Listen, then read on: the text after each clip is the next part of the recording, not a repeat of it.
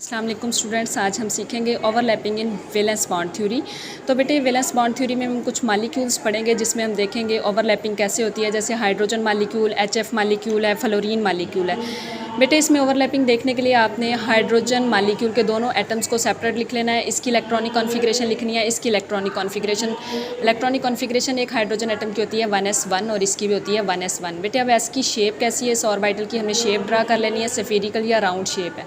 अब बेटे ये दोनों जो हैं हमारे पास एटॉमिक ऑर्बिटल 1s1 एक दूसरे के करीब आएंगे और करीब आके ये दोनों यहाँ पे ओवरलैप कर जाएंगे और इसके नतीजे में बनेगा सिग्मा बॉन्ड। तो बेटे इसके जो न्यूक्लियस जो हैं ये साइड पे चले जाएंगे। इलेक्ट्रॉनिक क्लाउड आ जाएगा सेंटर में। यहाँ पे इलेक्ट्रॉनिक क्लाउड में दो इलेक्ट्रॉन होंगे, एक ये वाला इलेक्ट्रॉन और एक दूसरे हाइड्रोजन का इलेक्ट्रॉन। इस तरह से हाइड्रोजन मालिक्यूल ओवरलैप करता है। फिर बेटे हमारे पास है एचएफ मालिक्यूल। एचएफ में हमने पहले मालिक्यूल में दोनों हाइड्रोजन को सेपरेट लिखना है। हाइड्रोजन का एटॉमिक नंबर 1 होता है, फ्लोरीन का 9 होता है। हाइड्रोजन की इलेक्ट्रॉनिक कॉन्फ़िगरेशन 1s1 होती है और बेटे इसकी होती है 1s2 2s2 2p5। तो इसके डिजनरेट ऑर्बिटल लिखते हैं तो इसके लास्ट में 2pz हमारे पास अनपेयर्ड आ जाता है।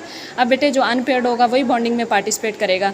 तो ये हमारे पास 2pz है, वो है हमारे पास s। अब ये s और ये 2pz ओवरलैप करेंगे तो बेटे ये एक साइड पे आके हाइड्रोजन जो है pz के साथ मिल जाएगा। जिस साइड पे आके मिलेगा वो वाली लॉब बड़ी हो जाएगी साइज़ में और दूसरी लॉब छोटी हो जाएगी और इसका न्यूक्लियस जो है इस साइड पे आ जाएगा और इलेक्ट्रॉनिक क्लाउड अब इस साइड पे होगा। तो ये एचएफ मालिक्यूल इस तरह से ओवरलैप करते हैं और इसमें भी सिग्मा, ये हेड टू हेड ओवरलैपिंग हो रही है इसलिए सिग्मा बॉन्ड बन रहा है। यहाँ पे भी हेड टू हेड ओवरलैपिंग थी और सिग्मा बॉन्ड बन रहा था। अब इसके बाद है बेटे फ्लोरीन मालिक्यूल। तो इस फ्लोरीन मालिक्यूल के दोनों हमने एटम्स को सेपरेट लिखा है। एक का एटॉमिक नंबर होता है 9, electronic configuration 1s2 2s2 2p2 2py2 2pz में आ गया 1। इसके पास भी एक फ्लोरीन के पास एक 2pz है जो अनपेयर्ड है, दूसरे फ्लोरीन के पास भी 2pz अनपेयर्ड है। अब ये बेटे दोनों 2pz की हमने शेप्स ड्रा कर लेनी है।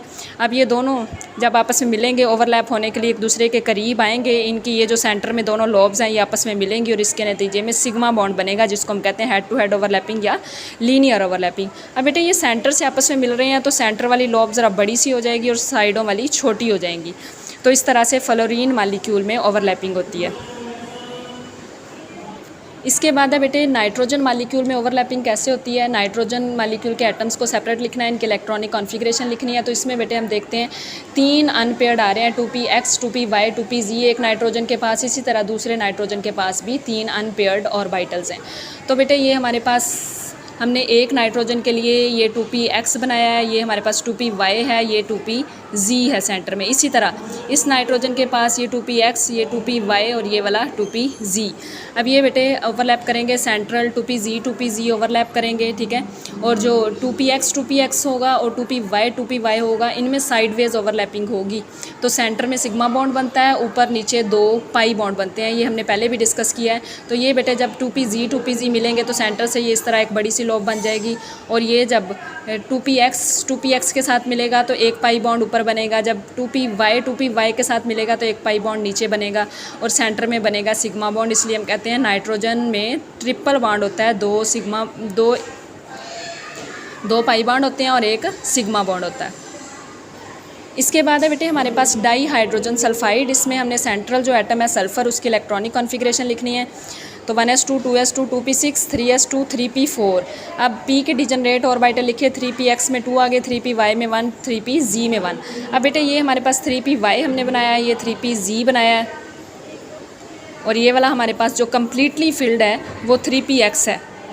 अब बेटे जो कम्प्लीटली फिल्ड है उसको ऐसे फिल कर दिया है लाइनों से, ठीक है। उसके पास 2 इलेक्ट्रॉन है। अब डाई हाइड्रोजन सल्फाइड में सल्फ़र के साथ 2 हाइड्रोजन अटैच होने हैं और वो 2 हाइड्रोजन कहाँ पे आके अटैच होने हैं, एक 3py1 के साथ, एक 3pz1 के साथ। आपने देखा यहाँ पे 3py के साथ एक हाइड्रोजन अटैच हो गया, एक 3pz के साथ हो गया, तो 2 सिग्मा बॉन्ड बने हैं। जबकि इस 3px के साथ कोई भी हाइड्रोजन अटैच नहीं होगा।